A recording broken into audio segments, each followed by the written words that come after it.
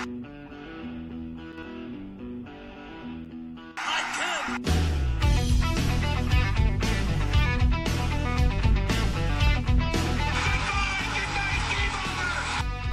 the Blues on the streets. Parade's complete. And Gloria is the new queen. You can't forsake the team in last place. As they sang the Bruins to sleep. My memory is scummy. What's this podcast that I'm in? Man, last season's out again, and Rink Moose is back in.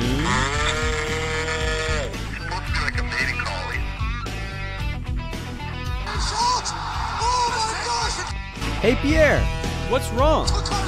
What's going on? No team's gonna cut you a deal. Mitch said, hey Austin, you're awesome. Drop your pants and shock them. Now score like your game's freaking in. Unfriggin' believable. Sen's got no scars or snipers, but it's best draft in years. At least fans can't sleep easy because here comes Lafreniere. Hello, ladies and gentlemen, and welcome to Season 2, Episode 12 of the Rink Moose Hockey Podcast, a bi-weekly podcast where two good friends get together and talk all things NHL and its implications in the fantasy hockey universe. I'm not your host today, Nick Costu, but introducing your host today, Kyle Nice. Kyle, how are you doing? Reminiscing about those old Harry Potter video games we were just talking about. Yeah, some really good times back in the old days. I swear, you know what? They don't make the games like they used to. These Last of Us 2 bullshit games. Don't buy them, ladies and gentlemen. Okay, that game's a bust. Simmer down. Bust. Kyle's, of course, falling for the reaction, the haste, the death threats on Metacritic, the entire internet. Do not read those, ladies and gentlemen. As a teaser, The Last of Us Part 2 spoiler cast will be in 3 weeks' time. Gotcha. We are just waiting for Kyle to finish the game, patiently waiting, and then we'll talk all things spoilers. The Last of Us Part 2. You've been warned. The Last of Us Part 2 is the Jonathan Drouin of hockey. Lots of promise, lots of technical skills. Doesn't deliver. The most contested player. Like, you either love him or you hate him. Yeah. There's no in between. Just to be clear, I haven't played yet, so I'm going to retract any statements, and we'll revisit this again. But yes. As host today, I want to be very clear. I want to make this a fantasy hockey show. Whoa. So no real-life hockey stuff today. Well, what's there to talk about then? Because there's no fantasy hockey anymore. The implications on the fantasy hockey universe. Yeah, I guess I should take that out for now. Yeah, I know. No fantasy. You know what though? We are doing fantasy baseball in a couple days. I have my draft. Yeah. So we're doing MLB's doing 60 game season. No money. We're just doing it for fun. You keep the integrity of the league. You keep the integrity but you don't spend any money. It's perfect. That's nice. Yeah. So. Yeah, hockey, obviously there's no reg season anymore, so you're kind of screwed. I guess some people have playoff pools going, so good on you. But other than that, yeah, fantasy as far as I'm concerned, I guess don't worry about that till, I guess, November. Yeah, and you know what? Last time we met up in this basement here, Nick, we were all draft talk. And things have really changed since then. We've noticed that, guys are getting into the training camps just this Monday. Hype is starting to really build. I can feel the tension, the pressure in the air. I'm dialed right into all the camp news and all that kind of stuff. So what better day, what better topic than to do play-in series previews? It's happening today. It's timely. It's finally time. Like I said, Kyle and I could have done this, like I guess 2 months ago when they announced these matchups. Yeah. But we didn't know it was going to come to fruition. And now finally, once you see the players on the ice, your Instagram feed, and you see one guy training in Dallas, one guy training in Colorado, one guy training in Toronto. They're all training. It's all legit. So, it sounds like we're a go. I think the only obstacle now is getting everyone in the bubble, right? There haven't been too many positive tests. No, you know what? We knew there would be some tests, positive tests, and there has been, but from what I can hear, from what I'm hearing, it's nothing to be scared about. It's like... Pizza man. Oh, the pizza has arrived. Pizza. Thank you, Del. Do you want to give a quick word to the guests here? Hello. Perfect. Della with her second appearance on the Rink Moose Hockey Podcast. Words of a poet. Yeah, it's a good scene. That's a great setup. So yeah, the positive tests are pretty much like what they got in their personal life that they're bringing into the camp. So we all know as soon as we get into the bubble, everything's going to be locked down. Everything's going to be fine as long as no one breaks the rules, right? So I'm not too worried. It feels real now. It really does. And you know you're starved for hockey content when you obsess over the hotel bookings of Toronto and Edmonton. When I saw that, Marriott, who's at the, first thing I did was I looked them up, looked at the reviews, who's getting the shit hotel. And so we're starving, man. We are starving out here in Rink Moose. It's weird. I think so. One of the Toronto hotels is all the way at the X. And yes. Another one's smack downtown, right? So that's kind of weird. So you know the Royal York, which is right across from Union. Yep.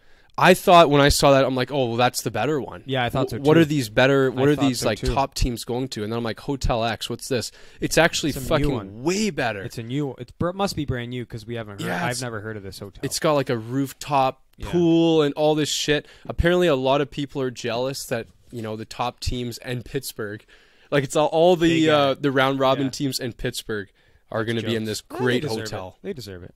Yeah, so that's cool, but. Why don't we dive into this? And before we get into our actual predictions and analysis and all that, I want to preface this with some thoughts about just various things. I'm going to preface this with some plates. Okay. You're actually going to get plates? Okay. We're going to take a... Yeah, we're going to take... I'll give you the stuff that Nick doesn't need to be around for, but...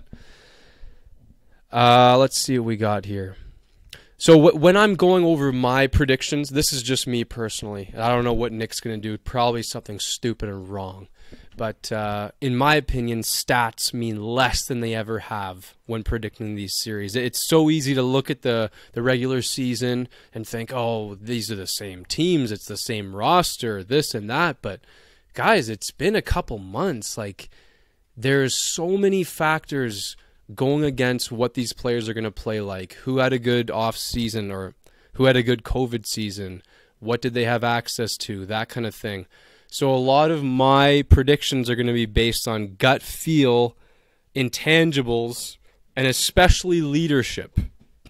That's actually one of my main categories of determining my series is who's got good leadership, who has stayed on their workouts, and that kind of thing. And one question I want to pose to Nick, who's just come back to us, thank goodness, is who benefits most from this crazy layoff / format? The old guys, the veterans, or the young guns? It's a debate people have been having, and you can definitely make arguments for both sides. I want to hear your take on that. I'm going to go young guns. Really? I think... Hey, we know as well as anybody how hard it is to get back into game shape when you've been off for a long time.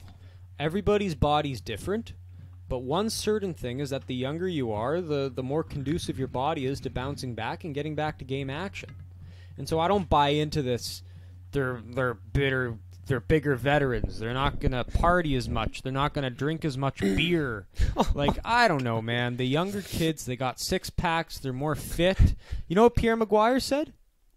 Pierre said if you're under 25 and you're coming back from this COVID thing to play in this play-in, you better have a six-pack or you're not on my team. What an absolute ridiculous thing to say. I like it. It's so ridiculous. If you're under 25, you should have a six-pack. If you're playing in the NHL, you should. Well, I mean, that's just that's like a 13-year-old's take on things. But fair enough. I'll disagree. Down, but... I will absolutely disagree with you.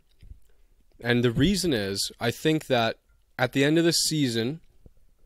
Generally, you have your old guys who are much more experienced. Generally, they're a little bit tuckered out.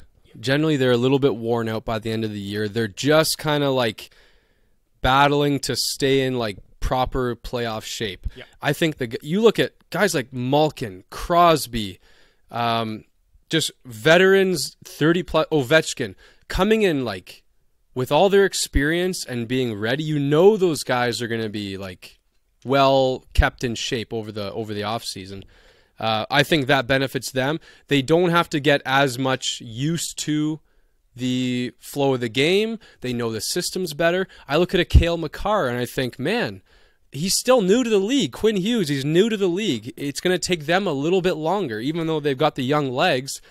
I think all the energy is now equaled out, but the older guys, they know the game better. So that's why I think the veteran teams are going to benefit. But is 3 weeks not enough to get the technicality straight? I really don't. Like, it depends. If you're a team that really relies on a system like a Trotz, I think you need time to get back intertwined into that system. I place more precedence in speed and skill, and those are the things you can't teach, unfortunately. You either have them or you don't have them. Right. And the reality is that those two things are going to come to the youngsters a lot sooner than it is to those veterans. So they might have the hockey IQ. They might have had more time to read the hockey books and to be with their coaches and stuff and had more years of learning systems and stuff. But I think that's overrated. I think 3 weeks you could easily drill down what defensive positioning is, all that jazz.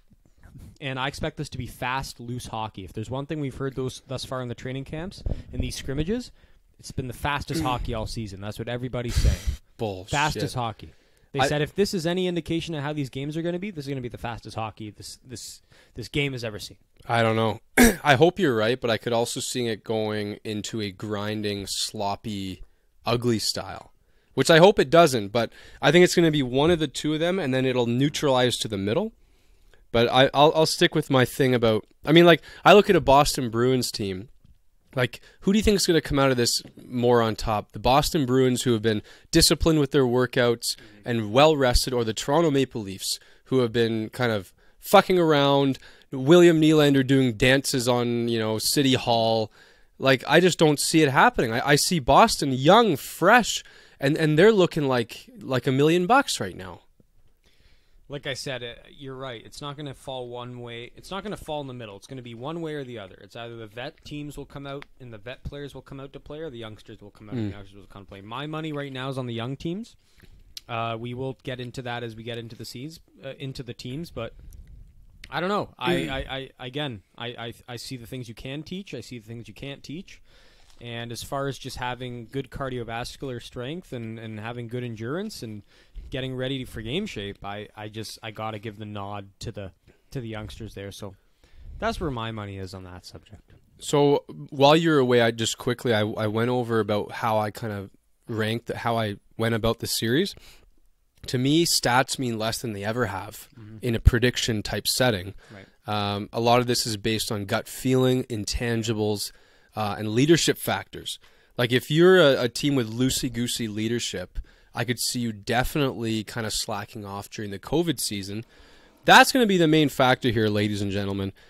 Who's been doing what when things have been off here? I know Patrick Laine has been fucking around in Finland this whole time. He hasn't put on skates once. I know that. I also know Connor McDavid's been skating for over a month and probably busting his nuts every day. So, I mean, that's what's going to come to fruition. And part of my prediction has been, what do I think these guys have been doing here? And that goes into character. Sure. That goes into all the intangibles. Yeah, no, just to preface this is going to be the most bullshit prediction episode ever. Yeah, oh yeah. Because no one knows what to expect. This is unprecedented times. You don't know what you're going to get. And we're just playing with our best guesses here. So you're right. If there's anything that stays stable despite COVID, despite these pauses in action, this 5-month pause we've had, it's the intangibles, right? You know who has character, you know who doesn't. Yep.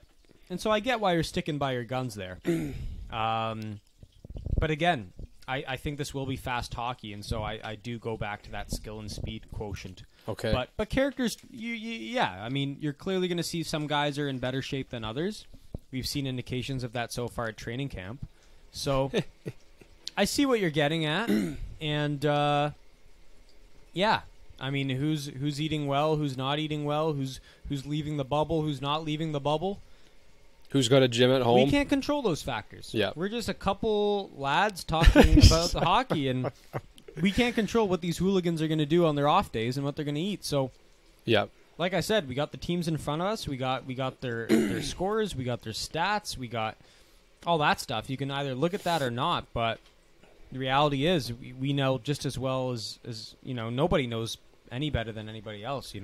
One more point I want to make before we dive into this: 5-game series hasn't been done for decades. I don't even know when the last time it was done. No, very, very small margin for error. More pressure on the favorites. Like the heavy favorites will be very, very much pressured. I'm talking if I'm Pittsburgh and I'm facing deadbeat Montreal in a 5-gamer, I got a lot of pressure on me. So I think pressure will play a huge part, knowing that if you make a small mistake, 1 or 2 games, you're in big trouble. So I've definitely factored that in as well. Yeah, it's going to be fascinating how quickly you'll get eliminated. The teams will get eliminated. Yeah. You'll spend 3 weeks in training camp, all this preparation, all this, and then in the span of like 5 days, you could just be eliminated. Talk about like a game is worth more currency. Like a game is worth more in a series now. Talk about a goalie stealing a game. A goalie all of a sudden getting hot could mean your ticket to the dance, right. Or if your starter looks bad game 1, yes, all the more incentive to switch him up in game 2. Yeah. So goalies are a massive wild card. Yeah. So with that, all that being said, let's dive right in.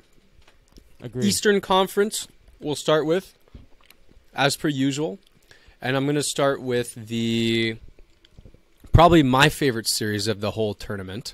2 teams that rest really dear in my heart are the Penguins versus the Canadiens. Yeah. A lopsided affair of 5 versus 12. Is this going to be just a blowout? I really don't see it that way, and I'll get into why.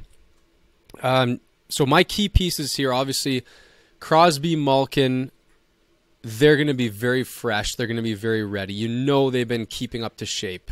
In fact, I heard rumors that Malkin was texting all the boys saying, you better be fucking ready to go day 1 at camp. And from what I've heard out of the news outlets, they've been ready. Gensel's back, so he's healthy. Letang, who's a fucking injury, stallion,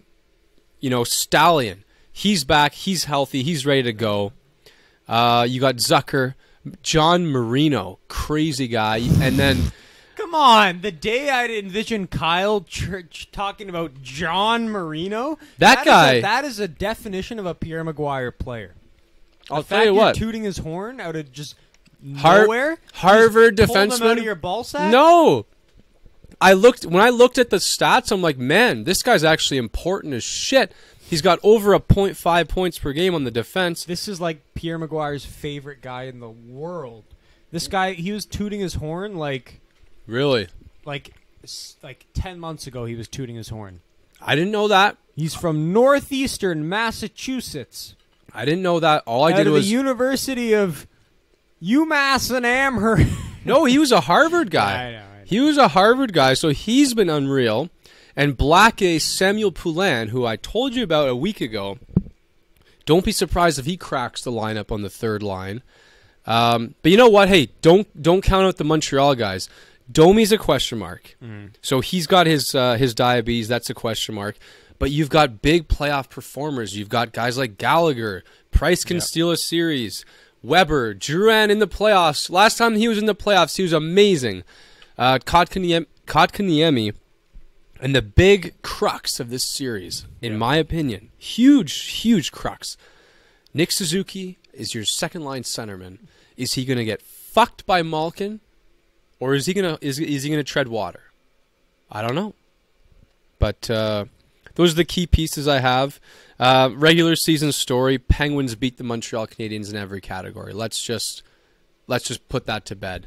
So now we'll get into the storylines of the series, and we'll have some discussion here. So, first topic I have here, Nick, is the goalie effect. The main storyline. Everyone's talking about it. A really good way to put it is, in the last couple of years, Carey Price has been known as one of the best goalies in the world, if not the best. This year, in about a week or so, we get to figure out, is that still the case? I fully believe if Price just plays average, he's done. His time at the top of the heap is over. And then on the other side of the things, who the fuck's going to be in the Pittsburgh net? I actually don't have an answer for you. I'm gonna guess Murray with a very short leash, but That's the first major storyline there. Yeah. It's a fun one. It's a fun storyline to look. If you got to give the advantage to somebody, you definitely got to give it to Montreal. I mean, it's obviously Carey Price. He doesn't have many shots to play in a playoff game, but he's getting one now. Mm-hmm. It's what he's always wanted, being in the playoffs. When he has been there, he's been solid. So, I mean, you look back to all those series, beating the Bruins and those series against the Rangers. I mean, he's been good. But he wants to prove himself in the playoffs. That's the part of his legacy. He's got nothing to show for, and yeah, I think this is what he's been craving. With that said, the team in front of him, I don't know how much of an incentive there is going to be to put 100% effort. Right? We've talked about this, the Lafreniere thing, the fan base, Bergevin.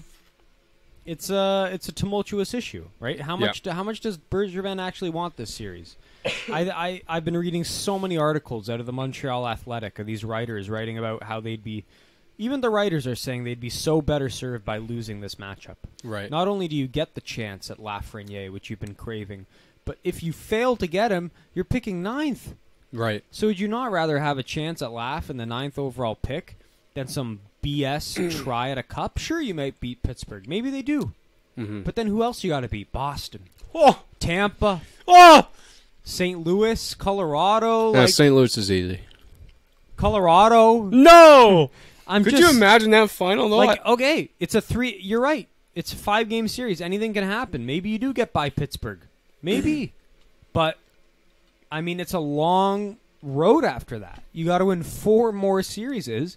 And I'd rather just call it and get the draft pick, right? A guarantee at Lafreniere, and if I don't get Lafreniere, well, then I'm getting Alexander Holtz or right. Jake Sanderson.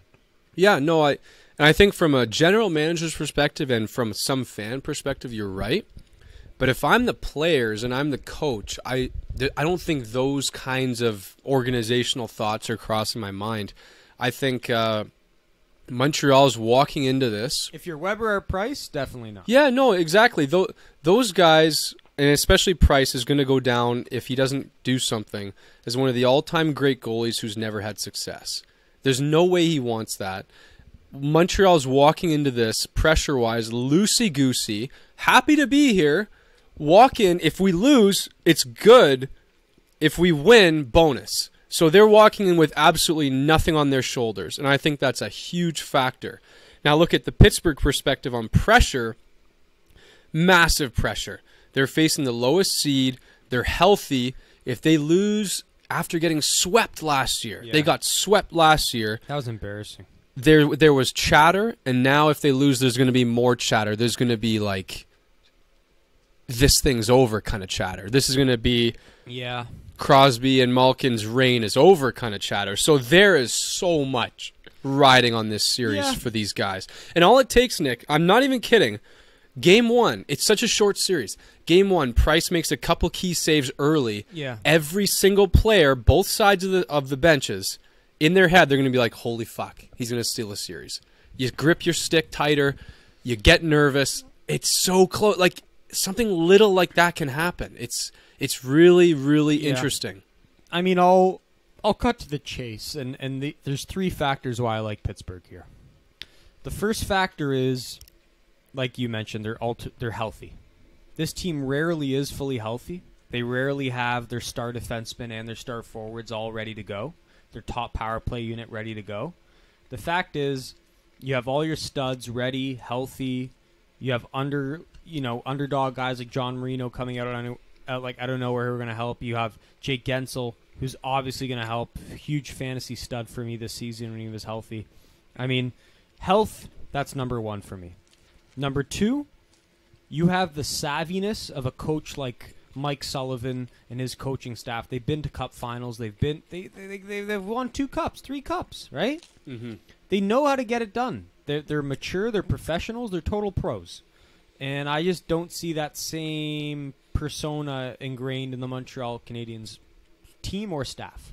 Yeah. And so to me, that professionalism, that character, if you want to go down that road with one of those qualities you're really, hanging on to in tonight's discussion, well, then that you got to give the nod to them. And then ultimately Crosby. I mean, you gotta get a feeling. He's so uber competitive.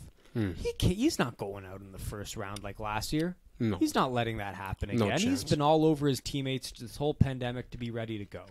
So those three factors, and the incentive for Montreal not to win the series, this to me would be probably the biggest upset if Montreal pulls it off.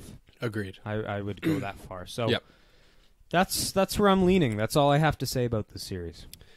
So yeah, into my prediction here, I think Pittsburgh gets a little more than they thought than that they would get in Montreal, who's a fast, loose, scrappy squad. I think Price can steal a couple games, again with the thing about stealing a couple saves early. But at the end of the day, Pittsburgh's fresh veteran core will remain calm, professional, and consistent against Montreal and just deliver a solid performance. That being said, I think this is actually going to go a little bit of a battle, and it's going to go to 4. It's going to go to 4 games. So I got Pittsburgh in 4. Carey Price steals a game. Everyone's talking about it, and then Pittsburgh's veterans shut it down. Right. So Pittsburgh in 4. How many games?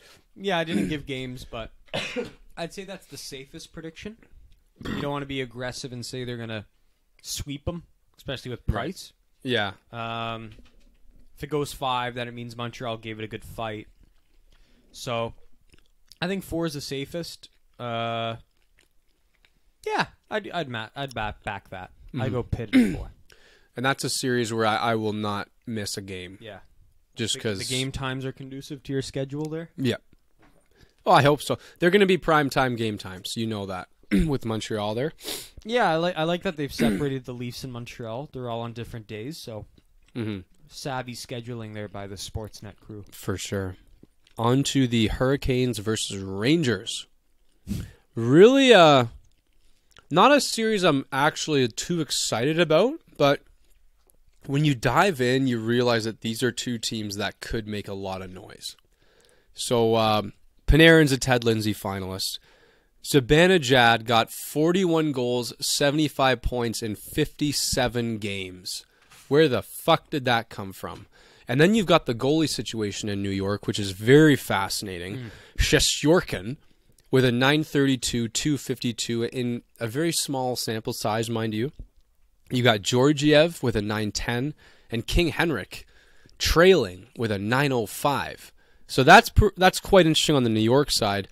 And then on the Hurricane side, you've got a lot of young guys. You got Aho, Svechnikov. You've got guys like Justin Williams, Mr. Game 7, a little bit of veteran leadership. What's Nino going to deliver? Vincent Trocheck, he's been shit all year. Was it because of an injury? Is this going to be different? And on the defense, Slavin especially is going to get the marquee job of stopping those two guys, I said, Panarin and Zibanejad. A lot of this is going to be based on the fact, can he do that? Mrazek is a low point with a 905 save percentage. So storylines here. Right off the bat, I want to get into the goalie battle. I believe the Rangers have such a clear-cut edge here. They're going to probably roll Shesterkin, Shesty, I'm going to call him. And I think Lundqvist will be the guy waiting in the wings. I don't think Georgiev or Gorgiev is going to have a chance here. I think you've got that veteran who doesn't have a cup. And I think Shesty is going to have a very short leash. I think they're going to want to maybe kind of... all I'm saying is I think you're going to see Lundqvist in the playoffs. I believe that wholeheartedly. And then Mrazek, I just don't have any faith in Mrazek. I'll just put it that way. Yeah, that's the one. When I looked at this matchup, I will admit, I mentioned to you 5 of 8 of these matchups. I was. I had my mind was made up as to who the victor would be, not even looking at underlying statistics. I just had a feel thing. But this was one of the 3 that I look at, and I just told myself, you know what? This could be a tight series. I mean, pound for pound, Carolina has the better roster in my mind. I mean, the depth on defense is arguably the best in the entire league. It's part of the reason they made it all the way to the conference finals last year. You got a lot of healthy bodies coming back. Dougie Hamilton. Who's that? Brett Pushy. Who? And so these are two guys who were kind of not in and out of the lineup all year. Hamilton was out a long time. And, Hamilton, that's a Norse ballot kind of defenseman, and you're just getting him in there. And Brett Pesce, that's a top 4D. So you're getting fully. I think Carolina benefits from the whole layoff health factor. And then, they've been there, done that. They went 2 rounds last year. They got a big motivator coach in Brindamore. To me, this team looks more built for the playoffs. They're just built for the playoffs, and their record, why they were so far ahead of the Rangers, speaks for itself. So, to me, I like Carolina, but I will admit the one thing is that goaltending you just mentioned, that one important storyline, right? Yeah. You obviously, I love the Ranger goaltending. That Shesterkin is fantastic, and Georgiev, we all know how well he can just steal games. They have 2 goalies who can steal games. Those 2 guys can just steal a game. And I can't say the same for Mrazek. Or who's their backup? James Reimer? Yep. Jesus Christ. I know. It's weak, and the team in front of them is so good. It's part of the reason they had that, the rink guy win the game. It feels like ages ago when that happened. Yeah. Oh my God, that's a different time. Yeah, different time. So yeah, I could literally be the goalie on this team, and we could win the game 5-4. Yeah. So that's Carolina for you, and as usual on this show, I've been willing to take the L on the goalies. I'll risk the goalie factor when it comes to that. I like the team in front. I always put more precedence on the team in front of the goalie. So to me, I look at the healthy D. I look at the full, complete, Carolina Hurricanes with their captain Justin Williams back, and I can't really disagree with them, despite the fact I originally had New York picked. I did. I look at guys like Zibanejad. I look at guys like Panarin. These are game breakers. Carolina lacks game breakers. Yeah. Say what you want about Aho, but No, I agree. Aho's not Zibanejad or Panarin. No, I agree. And these game breakers in a short series can be scary, especially if they abuse a goaltender. And so I had Carolina. They lost all 4 games against the Rangers this year. And when you go back to the teams who voted against this play-in, they were one of the 2 for that very reason. Right. The fact they were matched up. So it is. I don't want to make it sound like I'm all over Carolina here. This was a tough call to make. Right. And as a reason I told the audience when you were out, of the 5 of 8 I had an opinion on, or I knew who was going to win. Right. This is one of the ones I really had to think hard about. So Yep. I originally had New York, went back to Carolina. I'm going to stick with Carolina. Wow. In 5? Ooh. Yeah, why not? Okay. When I was looking at this series, the thing that jumped out at me first was a huge disparity in defensive play. Carolina, second best in shot suppression. Rangers, second worst. So they lean on their goalie like a crutch. Hurricanes penalty kill and goals against are top half of the league. Rangers are bottom half. So again, the goalies are doing a ton of the work. I like that advantage for Carolina. I also like, from a leadership perspective, Carolina has a guy like Brindamore, who I know the players really respect. Like you said, they don't want to have him disappointed. They're gonna come to camp healthy and ready to go. They also have Justin Williams, who's going to provide a guiding light. The Rangers, I don't see a ton of leadership. Who do you look at on the Rangers who you're like, okay, that guy's gonna keep things accountable when you're in the hotel and guys want to go out and party and Panarin wants to do his chicken dance, Yeah. But then I move to the intangibles. About equal pressure. One thing is, and I just can't stress this enough, Panarin is the best player in the series. Ted Lindsay finalist, and Rangers have the best goalie. So those 2 pairs, goalie and best player, it's super hard for me to go against that kind of team. I do think Justin Williams is getting a little long in the tooth. And I think the defensive structure that Carolina did so much work to perfect, I think that's going to take a little bit of time to get back to where it was.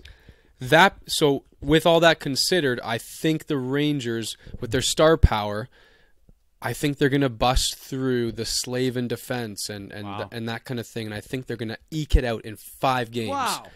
Wow. I could picture Panarin and Zibanejad, key, timely power play strikes, and just working that Slavin line hard and having that, again, like you said, speed and skill. Whereas the Slavin and the defensive structure is going to take a bit of time to get back to fruition. So I think for that reason, goalie, star power, Rangers in 5, it was dead close.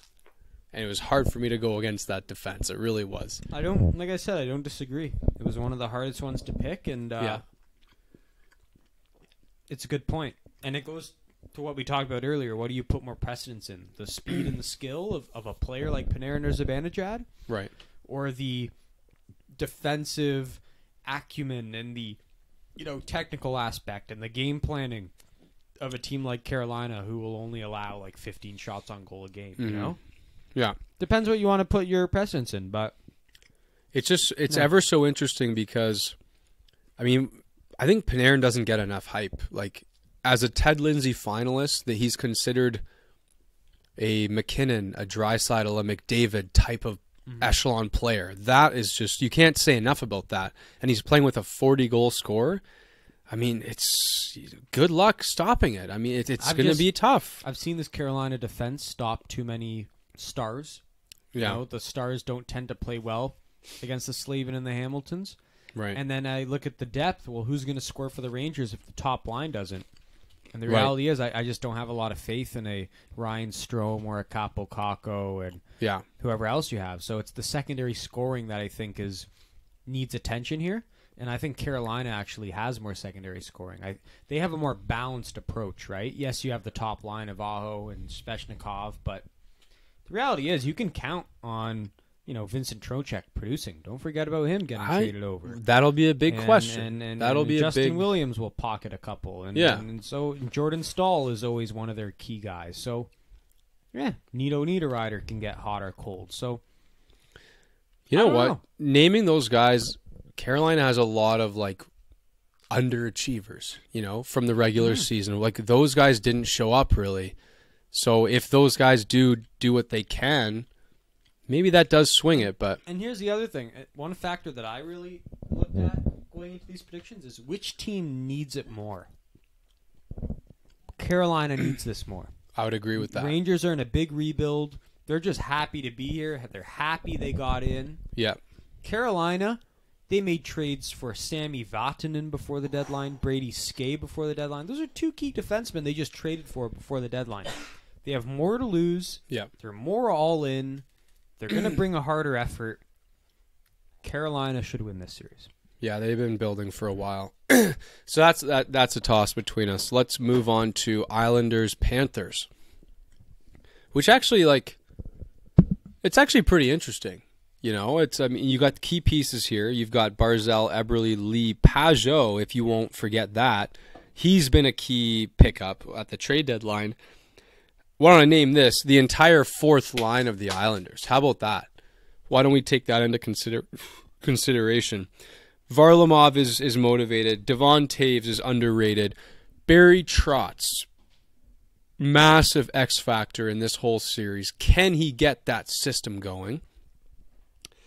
And then when you look at the Panthers, it's more about star power. It's more about the Barkovs, the Huberdeaus, the 90-plus point guys, Dadonov, Haula, which I'm not convinced is an excellent number 2 center. Ekblad. If you ask me, if Florida's going to have a chance at doing some damage this playoff, Ekblad is due for a coming out party, and he better have one in this series because, by all intents and purposes, Florida's defense is not very good. So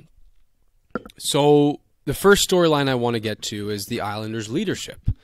Without a doubt that Lou Lamoriello and Barry Trotz have kept this team on a very sharp, short leash over this layoff, giving them workouts and that kind of thing. You don't want to show up to this camp out of shape. There's no way they're unprepared. Meanwhile, in Florida, and I'll ask this again, where do you look at Florida and say, that guy's going to keep guys accountable. Like, does Barkov kind of do that kind of thing? Or, I mean, Florida's the epicenter of the pandemic. Like, Florida just seems like a team that's just not very well disciplined, you know? Yeah, I heard all their players stayed in Florida the whole pandemic. Which is a Yeah, fucking that's not a good brutal call. mistake. No one was skating in Sweden or anything like that. They were all just... And of course they would, right? Oh, of let's course stay they in would. Florida. The weather's nice in March, so we're staying in Florida. Yeah. So, yeah, I mean, they seem like a group of hot dogs. Yeah. It's kind of what Florida is. Like, all year it's been the same spiel. Like, a guy like Quenneville, hard-nosed guy, is supposed to impose discipline on them. Never really got it to work. You know, he's going to need more time. A great coach like that. You look at Florida, 6th in goals scored all year, 28th in goals against. Brutal. Yeah, like 28. Brutal. 28 and you're in the playoffs? Give me a break. That's like Leafs bad. Yeah. So, I mean, it's something you got. And then you look at Islanders, who are literally like the definition of defensively sound hockey teams, right? Nick hockey teams. So Stop. You give yourself too much credit. Yeah, I'm the Barry Trotz of the podcast, not you. Fine. So yeah, Barry Trotz, he's going to keep tabs on his players during the pandemic. Again, going back to my argument, who has more to lose? Don't forget, the Islanders gave up a first-round pick for JT Pajot. Right? Yep. That's going to be like a top 20 pick that Ottawa's just going to have in there to sprinkle in with their already 2 top 5 picks. Mm-hmm. So they got more to lose. They traded up. They wanted this guy. They're hoping he we've seen him produce in the playoffs. Remember those Pajot days? Great. Yeah. When Ottawa had their run? Yep. I mean, this guy is a playoff caliber player, a guy who steps in the playoffs. So I got to give the nod to him. I got to give the nod to Trotz. I've always liked their goaltending. I like their little tandem. They have the best goalie coach in the whole league, which let's get back to Florida. Bobrovsky's done nothing to instill confidence in this year, right? No reason to trust him. You think he was practicing during the pandemic? No, I don't. There you go. I really don't. There you go. Islanders swept the Pens last year. You know, lost a hard-nosed series against the Hurricanes. Been there, done that. There's too many factors going for the Islanders here. You know what? On one side, you've got star power. You've got the offense versus the defense. One thing I have to mention this. Look at okay, so do you know who the second line center of the Panthers is? Eric Holla. Eric Holla. Doesn't fucking drive me up the wall, I'll tell you that. No. The Islanders' center depth is something that many teams would covet. Barzal, Brock Nelson, J.G. Pajot, and Casey Cizikas. That whole fourth line, players. You got Matt Martin. This team's built for the playoffs. You've got center depth. You've got a great coach. You've got one of the fastest, in fact, by this year's standards, the fastest player in the NHL, according to the All-Star game. Like the Islanders, it just screams Islanders, doesn't it? Yeah. We're going to get into this theme. This is going to be throughout the show. We call it the Young Guns segment of the show. We talk about the youngsters getting their chance. Right. Is Noah Dobson going to be playing for the Islanders? He's going to get his yes. Good. Yes. He's going to be in the bottom pair, and then depending on how well he plays, he could work his way up. Very nice. He's a champion, man. He's won 2 Memorial Cups. This guy can do it. And going back to that center depth for the Panthers, I mean, Kyle and I can include ourselves on that boat where we kind of shook ourselves after the Trocheck trade. What the fuck were they doing? You've lost your center depth. Your centers are Halla, Wallmark, and Achari under Barkov. I mean, it's disgusting. It's asking too much of your first line. You think a hot dog like Mike Hoffman was doing workouts in the pandemic? No, I really don't. I don't. I really don't. I really don't. And it's I think Anders Lee was though. Yandel and Ekblad, they weren't doing shit. No. God, no. So they were hanging out in Florida, and they may have already had the fucking virus already. Probably. Yeah. So I don't know what else to say. Islanders. This was not one of those I had to think long and hard about. This is one of the 5 where I knew who I was going to go with right away. Yeah. So Islanders in how many games?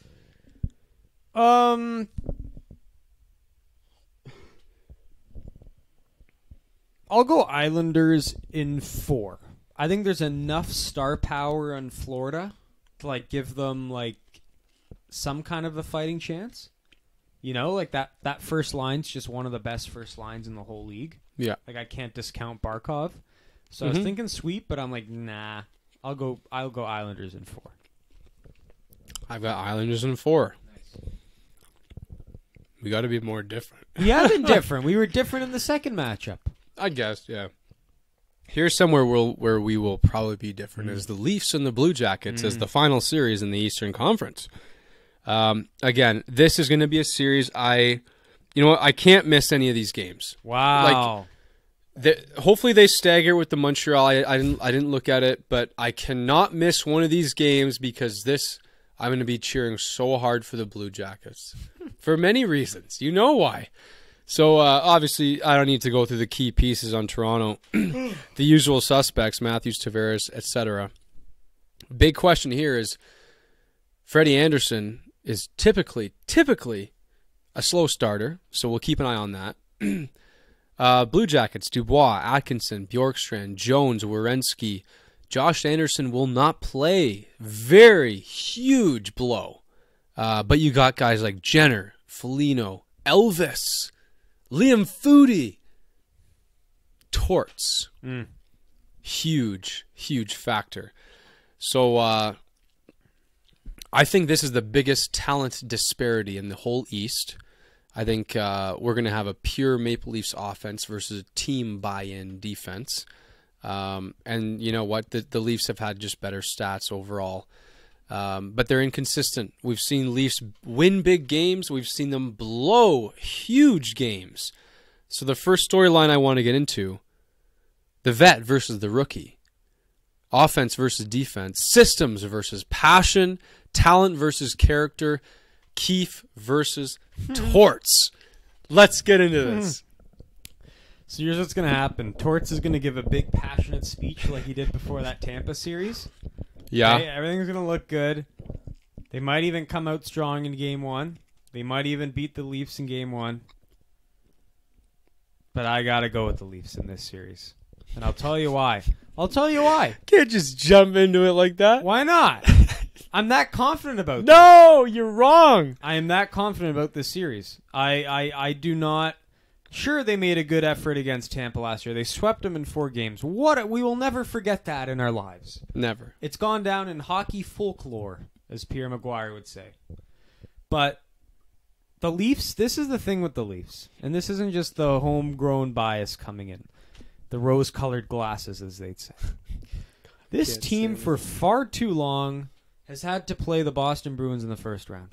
3 years and counting. And then they play the Washington Capitals.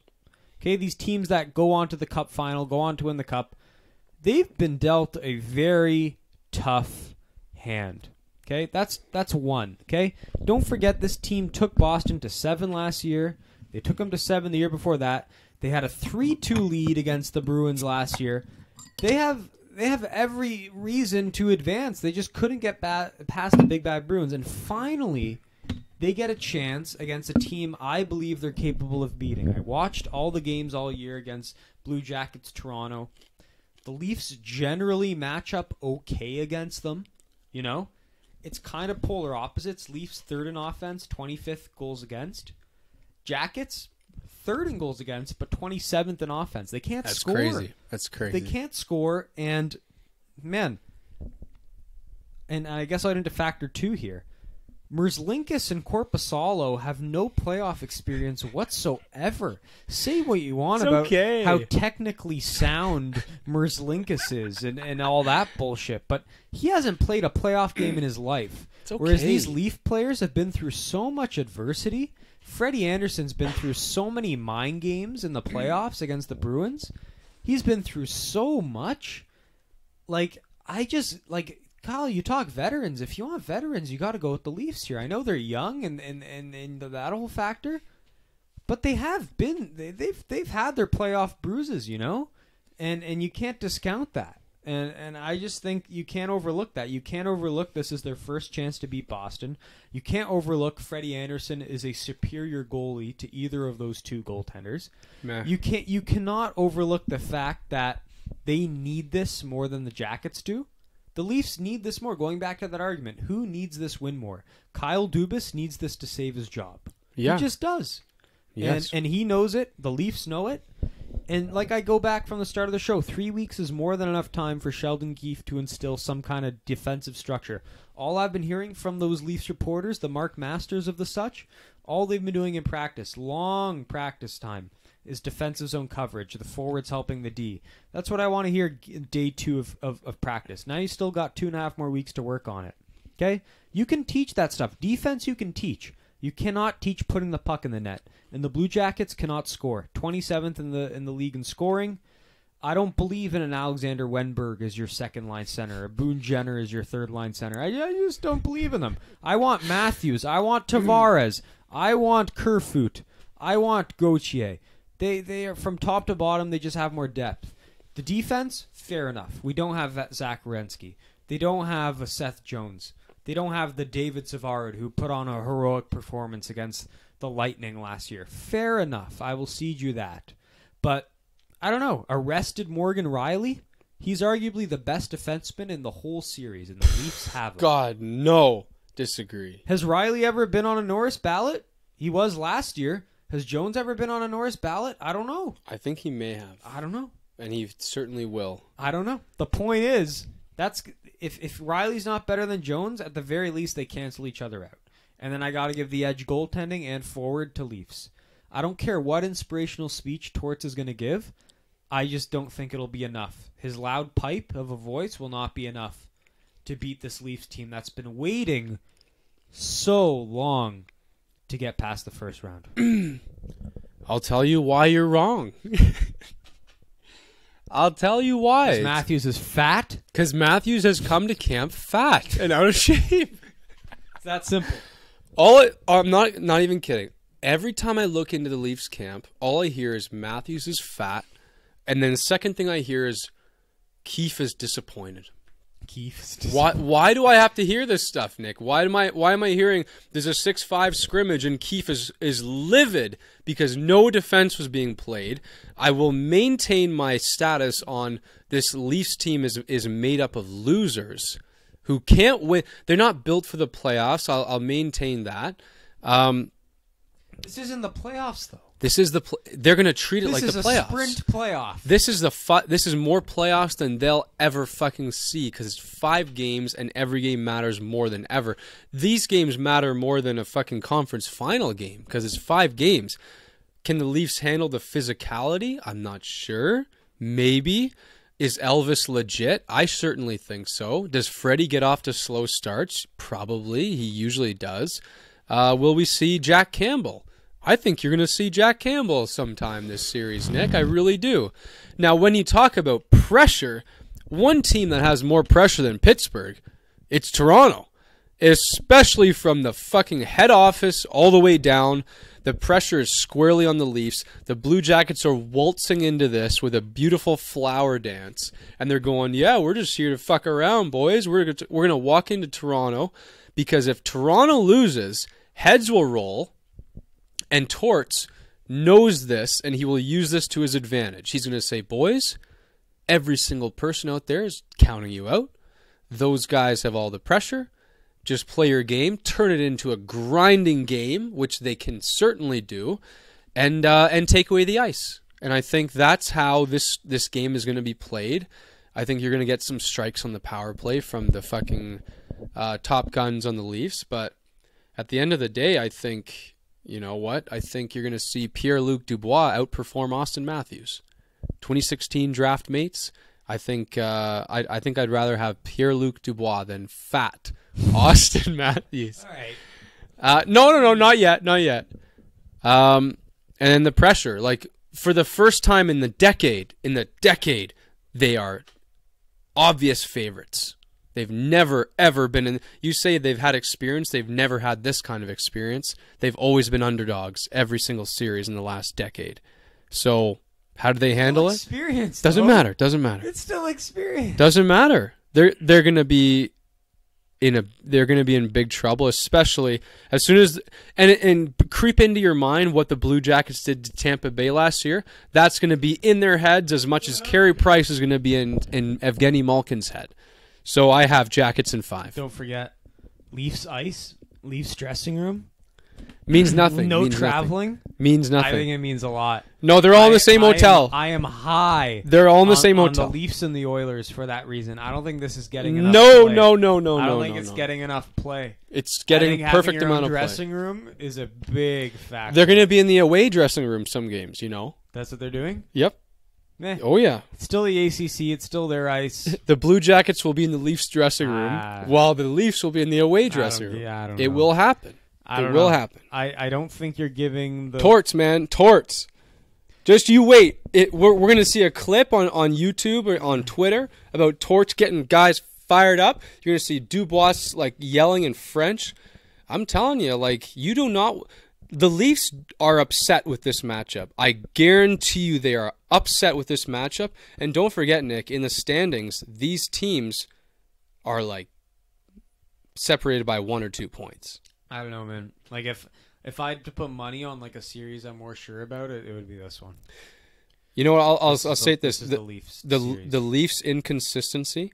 You're either going to get a gangbusters team or you're going to get a bunch of chokers. Agree. And I really think they're going to come out on fire. I'm going to put my money on no, based on everything I'm hearing in the camps, like based on what I know about the characters. Austin Matthews being fat. I don't think it's not all about Austin Matthews being fat. Like, they have so many different pieces. Like, watching this team for John 60, Tavares has a 70 child. year, they have so many different pieces they didn't have last year. They did not have Ilya Mikheyev, one of the young stars of this team, who can play 2 ways of the ice and is a fantastic skater and can really do so many intangibles. And Pierre Engvall. You don't have 2 guys like that on your Boston roster last year. You just don't. Boone Jenner will put Mikheyev in the hospital. Jenner, well, then Kyle Clifford's going to knock him.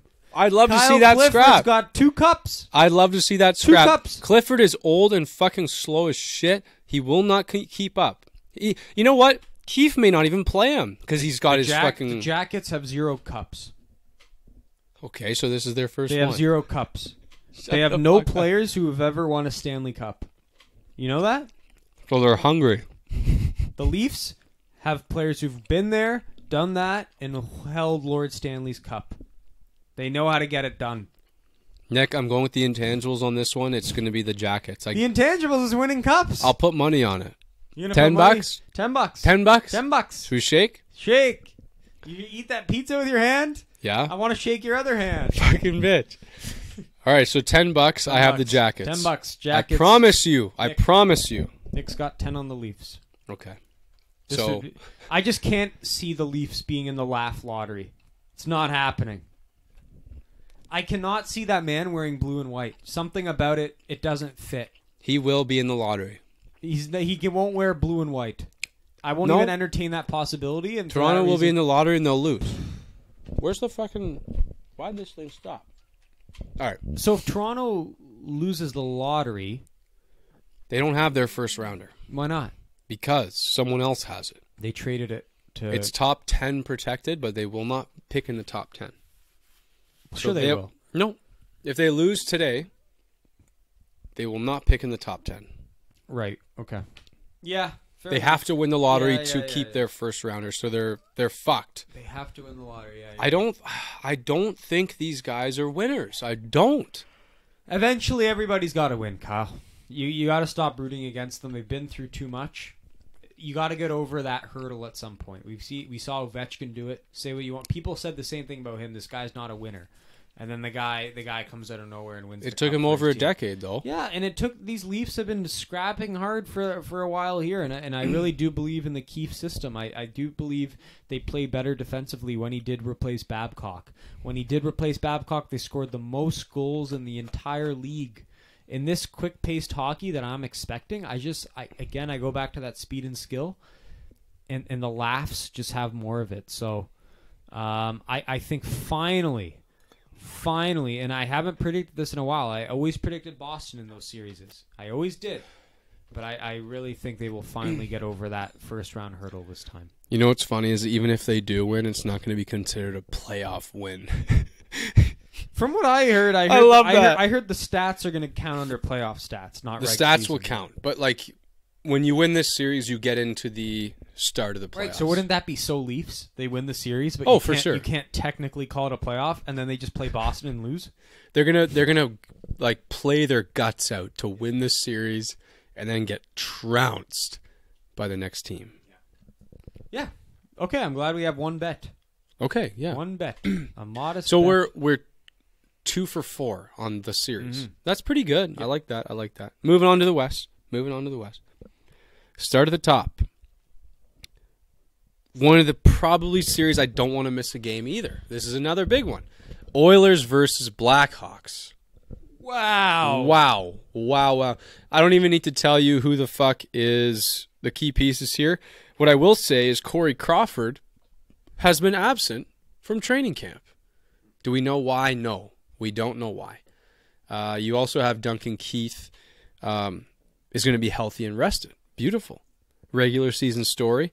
Well, let's be honest, guys. Draisaitl with the Art Ross, the MVP season, McDavid putting up incredible numbers despite the no off season due to the knee injury.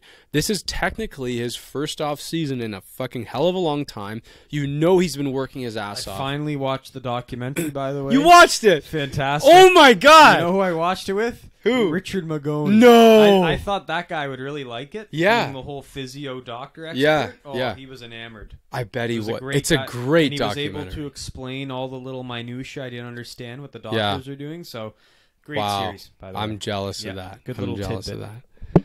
So, I'm going to get into this later, but we got to talk about McDavid later. This is a massive storyline that we need to absolutely note. The Oilers' special teams is unparalleled, unrivaled in the entire NHL. They're incredible. Best power play by at least 4% and like second best penalty kill. They're far and away the best special teams that we've seen. I don't know when's the last time a team's done that, That's really impressive. they're acting like a top team on the special teams. Blackhawks, happy to be in town. So we talked about Crawford being missing. Who do you think is going to go in, Koskinen or Smith? They've split time in the season, pretty much 50-50. Both have been good. Smith is the veteran. Mike Smith. Okay. He is Dave Tippett's guy. This is a relationship from Arizona. Coaches just like having guys they have experience with, the vets they trust, guys who they have, some kind of rapport with, and Mike Smith's always been the guy in my mind in Edmonton. Albeit, I do like, as the goalie guru myself, the scouting guru, I do like Koskinen more. I think he's a more talented goalie. So short leash? Extremely short leash, but he gets the nod day one. Okay. Two-headed monster. Who's Chicago's backup? Because they traded Robin Leonard. Subban? Subban. Malcolm Subban. Yeah. Which is a disaster. Yeah, this team's not in a good That's shape. a disaster. Got to get Crawford back. Whatever they need to figure that out. So the two-headed monster looks like they're going to play separately. McDavid with Nuge. Draisaitl with Yamamoto. Really, really great coming out party for him. And Casting will be on that top line too. You're going to have Andreas Athanasiou on number 2, line 2. So Right, I forgot about him. Great top But 2 he never lines. found his way, though. No, I picked him up in fantasy, No. and he was buried in the fourth line for Yeah. a while. Then, and I was jealous you picked him up before ugly I did. saga. Yes. Yeah. So Maybe the training camp will help. yeah, I mean, he'll get a fresh start, and I mean, if things start to go a little south, you put those two together, and they're like magic on ice. So, and don't forget, a couple years ago when Edmonton was in the playoffs, they made it to round 2. Draisaitl was the best player on the team. Like, he was just, this guy's a horse in the playoffs. I can't even describe.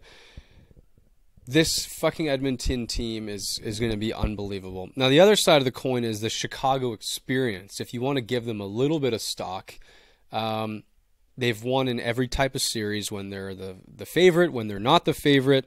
Savvy veteran experience. They know how to win. My question is, Is the motivation there for them? Ugh. That says it all, ladies yeah. and gentlemen. Yeah, that says it all. That is literally it. But I don't know. I think, I mean, how can you discount Jonathan Toews? Like, he's going to bring it. He has that Crosby element. Few guys have that element. And he's going to bring it. He's one of them. He's going to bring it. Yep. Can't say the rest about anybody else on this roster. Not even Patrick Kane. And, you know, okay, Duncan Keith may have that attitude, but he's lost a lot of talent. You know, he needs over help. the years. And that Chicago blue line isn't like it was back in the day. Those guys have moved on, and when you look at 5 of the 6 of these guys, they're kind of no-names, right? Yeah. I mean, this is arguably one of the worst blue lines in the league. I've always disliked. They're fun. They're an entertaining team. Man, those Leafs-Blackhawk games were awesome. Yeah. When Kane and Matthews are trying to one-up each other, and it's just like 5-4, 6-5. Like, those are awesome. And we might see that this series, you know? If the Edmonton goaltending shady, Chicago goaltending shady, like Draisaitl and McDavid on one end, Taves, Kane on the other end, I could see this being a high-scoring series for sure. Right. But I just think there's a little more...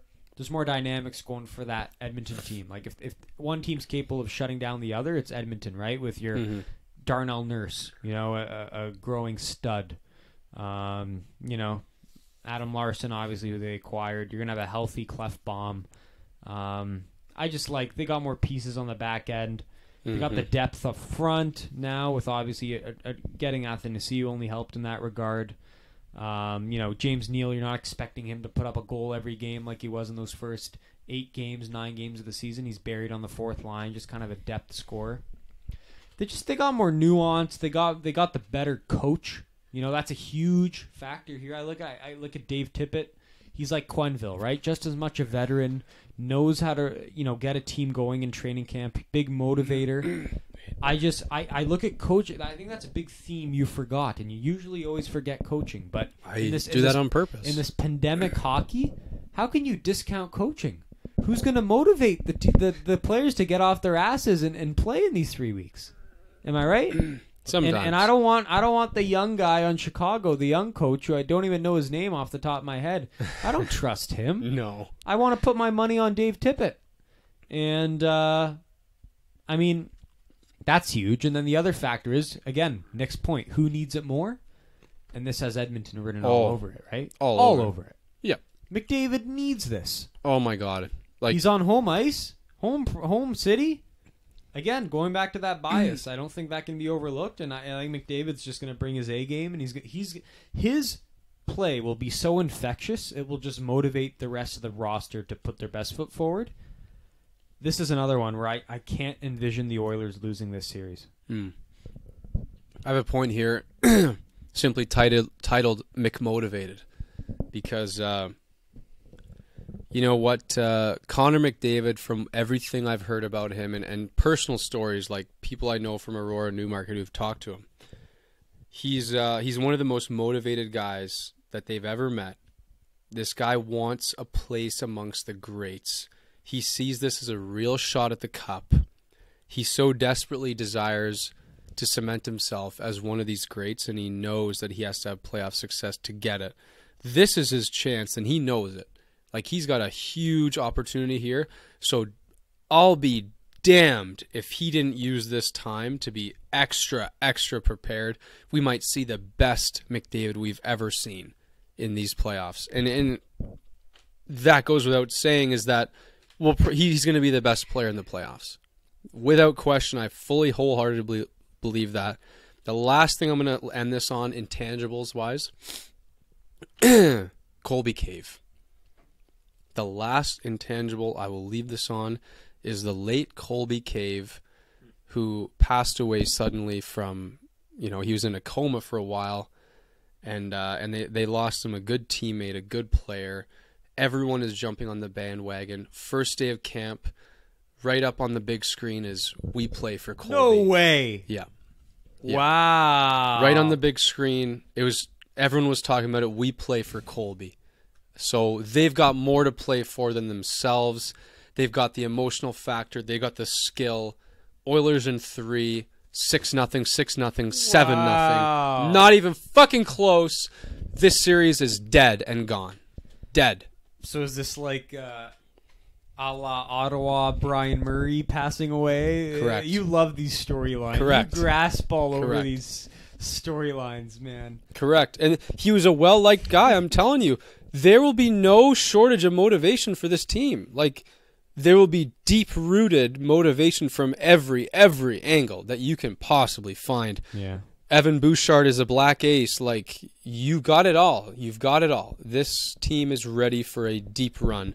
And I might even be talking like finals type run. Yeah, I think I agree. This weird non-conventional format, it plays to those guys like McDavid who have been grasping for that opportunity to go deep, and his work ethic might just put him and his teammates over the top here. Like, I could see this guy going really hard during the pandemic, not letting him to stall and get restless. So yeah, I think I'm with you. This is one of those. I said it. I'd be shocked if the Oilers lose this, but we've seen crazy things happen before. So if it happens and Kane puts up a hat trick in 2 games, well then, hey. How many games are you saying? For the Oilers, it's a great point. The Oilers in 3. It's a great point. I'll go Oilers in 3 too. I just it's the right answer. It is the right answer. I just don't see I don't see McDavid and Draisaitl led team losing to this Chicago team that has zero motivation to be there. You know, Yeah. like they're one of those teams like the Rangers where I'm like what do you have to gain here? You know, like you're in this rebuild, like just go on with your rebuild. Like this never had to happen, you know? Yeah. Just happy to be there, get your television money, and get out. Yeah. So, Agreed. Edmonton in 3. Love it. Okay. Again, a series where I don't want to miss a game. Here's a series where I want to miss every game, and they're not going to see a hint of prime time, is the Predators and the Coyotes. Big drama here. And you know what? There's actually a bit of drama. Like, talk about fucking underachievers. This is the series of underachievers, if you ask me. Taylor Hall, underachiever. Kessel, underachieved massively. Clayton Keller, underachieved. Go down the list. I mean, their goalies are fantastic. Darcy Kemper, 928, 2.22 goals against. Antti Ranta, 921, 2.63 goals against. Now let's shift to the Predators here. Underachievers. Philip Forsberg, underachieved. Ryan Johansson, underachieved. Victor Arvidsson, massively underachieved. Matt Duchene. Who's Matt Duchene anymore? Did he just go for the fucking music and the dancing? Kyle Turris. Who the fuck's Kyle Turris anymore? Like, what the fuck happened? Other than Yossi, who had maybe a career year. Yeah. What the fuck happened to this team? Ugh. So Yeah. that happened. Nashville's got a slight edge in goals for per game, but Arizona is 3rd in goals against per game. So we've got a clear advantage here, Arizona defensively, which a lot of people are like. You'd be surprised that Nashville always got the hype for being the best defensive core. Yeah. It's just not the case. The systems maybe have broken down. You've got the Norris winner, I think, who's definitely going to win the Norris and Roman Yossi. But fuck, what are we going to do here with these underachievers? The question to me is who's got the most to prove? Who's going to be the guy to break out of their ugly season? Who wants to turn it around? So there's a lot to go over here. It's a boring series to me, but there's a lot going on. Boring, yes, but yeah, it's like it's an interesting. Like when I look at the storylines here, it is interesting because like Nashville's that team who you can't discount the deep runs they've had. You know, conference final, Stanley Cup final. The vets are still there. The OCs, the Renes, they're all still there. They deserve a run. They deserve a cup. You know, but at the same time, don't discount the pressure on the Coyotes. This is a team that trades for Taylor Hall without even having negotiated a contract extension, right? Yeah. This is a team that, trades for Phil Kessel That he's a weird character you bring into your dressing room, right? Those two are weird, eh? Very to put weird. together? Very weird. As a combo? You got to question the character on this team. That's weird, You got to man. question the character on the Arizona Coyotes. 100%. So I don't know. As much as there's that winning culture that's been established in Nashville that they need to repeat, there's also the whole Coyotes, and if they can retain Taylor Hall, I think winning this series would go a long way in winning his trust, right? Yeah. And I think a team like that, where you're just hoping the franchise stays in place for the next few years, I think you need a guy like Taylor Hall there. I don't think it's a question of, is he the right fit? Like, I just think you need the brand name recognition. Because you're not going to get other brand name guys to go to Arizona, right? Yeah. So this is a big moment for that franchise and that young general manager. And I think they gotta make something happen here. The nice thing is, health wise, I gotta give the edge to Arizona because they got the two goalies back, right? Kemper historically has been one of the best statistically sound goalies in the NHL, and you got him back fully healthy. And if he dips, Antti Raanta is a great plan B. Yeah. And Nashville's given you no reason to trust their goalies of late, right? Rene has been the definition of choke in the playoffs. Gross. And Saros is some 5'9" guy who, he gets too much hype. Yeah, he's in my mind. 5'11". He gets way too much hype. Yeah. And for what he is, too many guys are always like, "Oh, this is the year he breaks out. This is the year it breaks out." Well, I don't know. So I got to give the goaltending advantage to Arizona. I think their D is extremely underrated.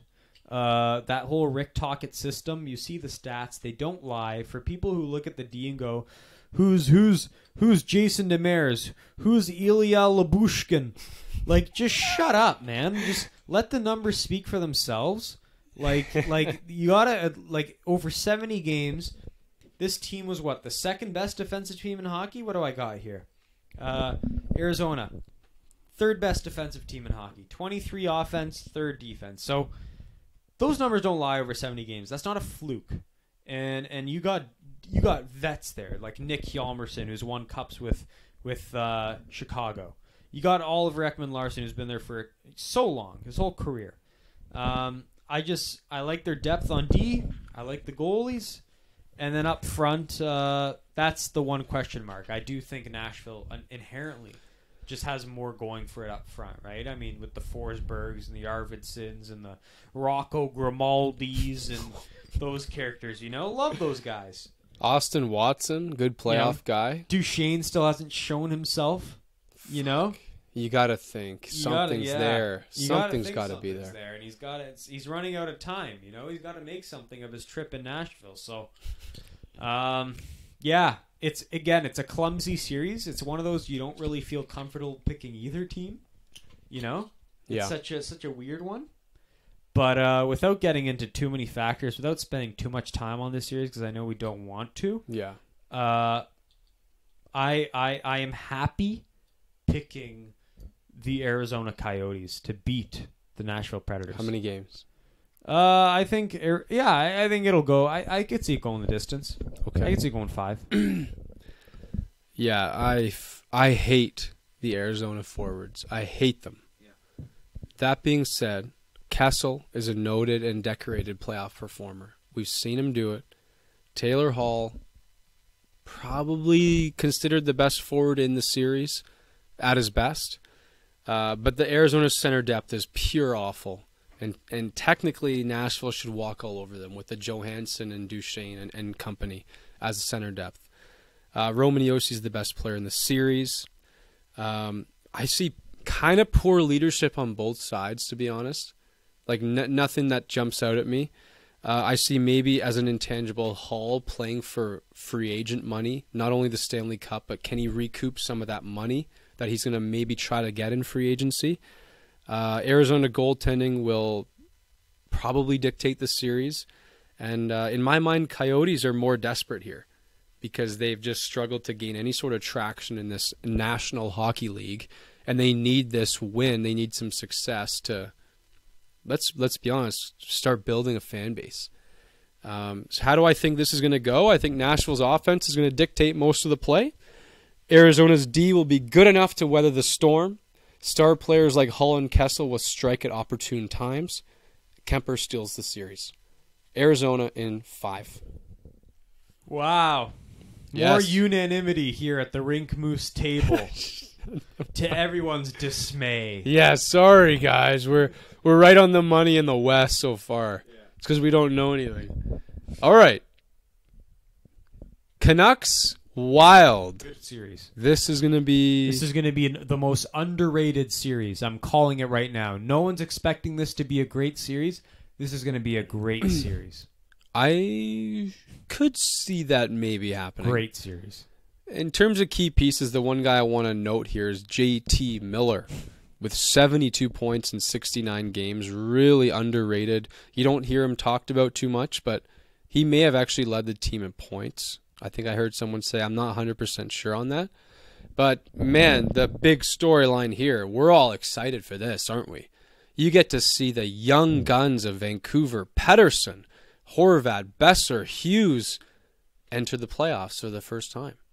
One of the most exciting teams versus one of the most least exciting teams. This is a tale of two tapes, Nick. Let's be honest. You say it's going to be an interesting series, and I think you're right, but for all the not wrong reasons, but it's going to be two styles going against each other. The ideologies will clash. Yay. Because, you know, you've got Canucks young core versus the old and boring Wild core. Who are you cheering for? The core of the Wild is very much veteran, old, Parise, Stahl. What the fuck's going on here? Suter, what the fuck? Like, yes, you have Fiala, and was he a flash in the pan this year? Maybe. But you've also got stellar defense. You've got, like I said, Suter, Spurgeon, Dumba, Brodin, great. A+ for on paper for defense. What the fuck's going on with the goalies, though? Oh, Markstrom, arguably, A+, thumbs up. Maybe even a Vezina caliber season. Dubnyk. You had Dubnyk in the fantasy hockey universe, didn't you? We go back to that Russo article I read for the audience in September, right? They have the best D in the league. They're going to do everything to suppress all the offense. The goalies just have to be decent. And boy, oh boy, were the goalies way below decent. Yeah. They laid an egg. I ate crow. So bad. And I actually didn't eat crow because I had them as a playoff team, and they did make the playoffs, technically. Sure. Wow, come on. So sure. I will pat myself on the back for that. But the goalie, that one element in my fantasy roster, really took a big hit. I think I dropped him after a few months. So yeah, that did not work, and that of course is the concern here, right? I look at the whole, if we want to go like, you know, the easy offense defense goalie. D, I give the edge to Min, but then the offense and the goalies I got to give to the Vancouver Canucks. But here's the big thing. When you said big storyline, I totally got it wrong. I thought, you know what I thought you were about to say? Wait, what? The debut of, hailing from Novotskutsk, Russia. Oh, no. Kirill Kaprizov. No, actually. He can't play. Wait, he's not playing? He can't play. Why not? I don't think he's allowed to play. Why is he getting so much play? Let me look this up really quick. But I believe he signed, but he can't play. Why are they making such a big storyline out of it then? Well, I think like there was questions on whether he would actually sign, but I don't think. Yes, look. Yeah, Wild signed Kaprizov, Canadians and Romanov both can't play. So yeah, he can't play. Yeah, he's done. Terrible. So for next year, great. Terrible. They really needed him. Oh God, yeah. Yeah. Oh my God, need whatever help they can get up front. They needed him bad, so bad. Yeah. When I watch, does this change your prediction? Well, I'll be honest. This is the one of those three that I had to do research and really delve into that I couldn't make my mind up. This is the hardest one to predict for me. Yep. Just because you know how much I love my Minnesota team, I want to keep going for them, but at the same time, I have so much respect for a great goaltending team like Markstrom and Demko out back, and then your D's not terrible. I mean, No. like Quinn Hughes is a stud, and then Edler's been there, done that. Tyler Myers has been there, done that. Chris Tanev's been a long-time veteran there in Vancouver. So don't let you look at the Min D and you go, oh, that's great. Well, don't let the Vancouver D, look bad either. And then their depth up front, I mean, they've been criticized for so long for spending money on free agents. But, I mean, you can't discount, having guys like JT Miller was a great haul. And you're going to have veterans like Jay Beagle there on your fourth line, so they got that. Toffoli, they got at the deadline. Don't forget about him. Yeah. And he's going to be on the Pettersson game line. Breakers, right? You don't here's the thing, Min doesn't have game breakers, right? Goes back to that argument. And Van's built on game breakers. Pettersson can take a game apart. Besser can take a game apart. There's just more flash there. Yeah. And that's enticing. But at the same time, Minnesota, I love their style of play. I really think when they brought that new coach in for Boudreau, they really caught fire. The players really bought into him and his system. Who needs it more? Probably Van. Min just looks like an Alexis Lafreniere team. It just does. Feels that way, doesn't it? Van doesn't. Yeah. It just feels weird having Van in that lottery, Yeah. And Min seems like they should be in that lottery. And, we talked about, even when we had Michael on the show months ago, like, we were talking about, was this the ghost tank in Min, right? When they traded away all those players at that deadline, right? Right. Like, is this them trying to compete but also tanking at the same time? Like, it goes back to that argument, who needs it more? And I just think Vancouver's yearning for a second-round playoff series, right? Yeah. Like they haven't made the playoffs, and then when they do make the playoffs, they lose to like a team like Calgary. Like, that's all I can remember in recent years since the Luongo era. So I just feel they need it more. They have the game breakers. Like I said, it's more speed and skill in this style as opposed to checking and all that stuff. Mid needs laugh. Vancouver doesn't. Mm-hmm. Like you can tell from my tone, I'm trying to make. I had no prediction made going into this, and I'm still trying to make it. Right. But man, I just have no faith in Devin Dubnyk. No. Or Stalock. I think he was kind of a flash in the pan when he had his little run. So, this is tough. He's hurting, ladies and gentlemen. Why don't you want me to go first? Yeah, go ahead. Okay. So yeah, I agree with you. I think the Canucks are going to be the more motivated bunch. I really do see this Minnesota team, old veterans. They know they're not going deep. Happy to be there. Let's play a couple games, have a couple beers in the hotel, and get the fuck out of here. I really don't see them very motivated at all. The Canucks have the star power. I think they're going to bring it. I think the Minnesota Wild are going to try to grind the game down. It's the only chance they have. I don't think it's going to work. The one thing I will say, the one crux of the Canucks, their leadership. Bo Horvat is the captain of the team. He just had a child about 3 weeks old. I don't think he's been working out very much. I don't think he's very motivated to be there. I usually love Bo Horvat, but that's the only crux I'll throw in there. That being said, I have Canucks in 3. It's not going to be a blowout like an Edmonton kind of series, but it's going to be the Canucks in 3 hard-fought games, well-earned, that Minnesota doesn't just die, but they fight for it, but they lose every game. So sad. Yeah. So sad. Yeah, the veterans will ensure there's a consistent effort, but it's simply not enough, and it's like a hopeless, futile effort. Yeah. Better goalie. Team needs it more. Instantaneous offense when they need it. Are you excited to see Pettersson out there just dicking around? I agree. It's instantaneous offense. Those points speak to me more than defensive structure, veteran presence. Yeah. Schmeh.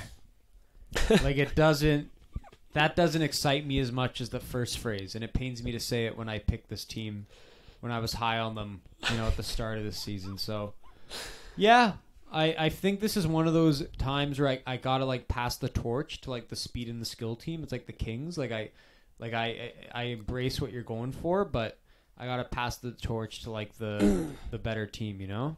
Yeah. And the Kaprizov thing, that's just news to my ear right now. So Right. that's kind of discouraging to hear. Very discouraging. He could have been an X Factor. Yeah, he really could have been. So, I got to agree. I'll go Van, but I'll go Van in 5. Wow. Okay.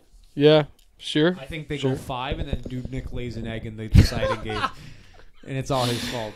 Oh, I wish Boudreaux was still coaching the team. His face turned into a tomato. Oh, my God. Just to hear his sound bites and the reactions on the bench. Great. Yeah, God. He needs... Yeah, okay. Oh, well, you can always dream. Yeah. Last series The of the final whole series. thing. Jets, Flames. A series that Wow. Is this a quote can't miss series, Kyle? Where you gotta stay glued to the television? Nah, you know what? It's just missing that mark of can't miss simply because I don't have a lot of faith in Calgary. I'm not a Calgary guy. Like, I will be 100% honest. I look at them a lot like the Leafs. I think they're a bunch of, like, I think they're losers. One thing I have to point out right away. So key pieces here. I love all the guys on the Jets, all the key core pieces. I will say, like I said before, I don't think Line A has taken this offseason well. He was on quote to say, if I play this summer, I bet you anything I'm going to look awful. He said that. He hasn't put on skates once until the camp started. It's fucking despicable. The guy needs to get off fucking Fortnite. He's pissing me off, and I'm starting to get tired of it. That being said, all that aside, Hellebuck. We're going to get to him later, but he might even have an MVP vote for some people, just based on how this defense was dismantled. But looking over to Calgary, Gaudreau, no show. Monahan, where the fuck are you? Kachuk, respect. Hamonic, good guy Hamonic, opted out. He's the one guy, the one like actual roster important guy who opted out. Yeah. Go fucking figure on the Calgary Flames. Talbot and Riddick, don't know who's going to play. Two very average goalies. Regular season stats, very similar. Nothing to really write home about. Calgary has a clear edge in the penalty kill, however. Now, the first storyline I want to get to right off the bat, in terms of pressure, the big story in my head is how Calgary folded like a cheap house of cards last year. There's going to be a ton of pressure on them to perform. And if they don't, I think they're actually going to blow it up, Nick. Like, I honestly think if things go south, Calgary will just reevaluate completely. Gone on long enough. Meanwhile, Winnipeg has stayed motivated and competitive despite losing a ton of guys in defense. Against all odds, they've tried as best they could to keep at this. So I see that as an advantage to Winnipeg. Less pressure overall. Yeah, I go back to Pittsburgh, Montreal. I had 3 points. I'm going to lay 3 points on you here. Point number 1. It's obviously the goaltending. You have the unanimous Vezina Trophy winner. It's not even a contest to be had. Not even a discussion to be had. Connor Hellebuck's going to win the Vezina this year. He's coming off a fantastic year. I know it's been 4 months. I know it's been a long layoff. But, man, like these Calgary goalies they give me, again, Riddick was a guy I drafted in fantasy, and he wasn't that impressive for me, you know? He's kind of a hothead. He's immature. Yeah. He lets the game get to him. He doesn't handle the mind games very well. When he's on, but when he's off, he's just really off. Hellebuck's just always been stable. He's been through playoff series. He's been there, done that. Got to give the nod to him. Point number 2, and this is related to the veteran presence. Winnipeg's just been there, done that. They have the veteran. Do not forget, this team almost beat St. Louis last year. You know, I believe they were up on St. Louis 2-1, And St. Louis needed a Jaden Schwartz overtime goal or something to beat Winnipeg at home to make it like 2-2 or 3-2 for like that was a closer series than a lot of people give thought to, and that could have really spelled disaster for St. Louis's cup run. So don't forget about that. Don't forget Winnipeg 2 years before or a year before that faced Vegas in the West Final. Like this team's just been through a lot. The Scheifeleys, the Wheelers, the Kyle Connors, the Laines, the Hellebucks. They've been through a lot, and I just that's terrifying. You got the Ghosts. Fuck. I hope not. We got some Last of Us clickers coming Holy in here. Fuck, ladies and gentlemen. That was terrifying. I Something wonder what just that'll fell be. Yeah. over there. Jesus Christ. As I was saying, yeah, I mean, been there, done that. I got to give the veteran edge to Winnipeg. How can I vote against the helmet selling with Blake Wheeler when he scores those shootout goals and flips his helmet off and tucks the chin strap? Like it's just such a power move. Don't get me going. How can I bet against this guy? The guy's too cool. He's arguably the coolest player in the whole league. Yeah. And the Winnipeg Jets have him. So got to give the nod to them. And then number 3, Nick goes back to his coaching. Paul Maurice is a elite head coach. He's been everywhere in the business. He handles the media the best out of any coach in the league. He's a savvy veteran, savvy, smart guy. He will do the right things to get his team motivated. This guy on Calgary, fresh face, came in for Bill Peters amid that whole racial scandal. I just don't trust the coaching staff there in Calgary. I trust Paul Maurice. I'll put my money on Paul Maurice. I'll put my money on Connor Hellebuck, and I'll sure as hell put my money on Blake Wheeler. I'll ask you 2 questions. Who's the best player on the Winnipeg Jets? Blake Wheeler. Who's the best player on the Calgary Flames? Brady Tkachuk. Okay. Respect. I'm glad you didn't say Johnny Hockey. Oh, come on. Many He's lost favor. Many in people would hockey. say Johnny Hockey. He was their offensive leader for much of the last 3 years, and that's not good enough. That's not good enough. If you compare the core of the Winnipeg Jets to this Calgary Flames team, it's not even close. I think Tkachuk is a wild factor here. I don't like the Winnipeg center depth, but they have one of the best goalies in the league. Or their D-depth, for that matter. No, not really. No, honestly. Right, that's been the hurdle all year, but the goalies just bailed them out. They do, yeah. They lean on Hellebuck a lot, but I think he can take it if they're adequate. If Winnipeg defense does the job. I like Calgary's defense better. I just do. Oh no, I don't disagree, but I think if they're adequate, they get the job done. Yeah. I think this series is bound to get nasty and physical. Like I think it's just going to turn into that kind of series, and in that case, I slightly favor Winnipeg in that way. Yeah. As long as you keep Tkachuk away from Laine, because I think Laine is the one guy liable to fall into those antics, then I think you're going to be okay. Hellebuck will steal 2 games on his own. Winnipeg will do the rest. After this loss, Flames management will completely destroy this core. I say Jets in 4. And they look like a laugh team. They do. Calgary looks like a Lafreniere team. I could see that. So, yeah, in that respect, they deserve to be in the lottery. They probably should be in the lottery. I think management knows it. I think they know this is the end of the road here for this core. Yeah, that's really all I got to say. It's funny. It's a weird matchup because you think, okay, 2 Western Canadian teams. There must be some rivalry here. There must be something, right? These teams only played once in the whole regular season. Really? Which is amazing. Yeah, I was really surprised to see that. Wow. Winnipeg won. I think it was a pretty close game. But hearing that and that there was really no bad blood here, that's kind of the one where I'm like, okay, will it get that physical? It's hard to tell.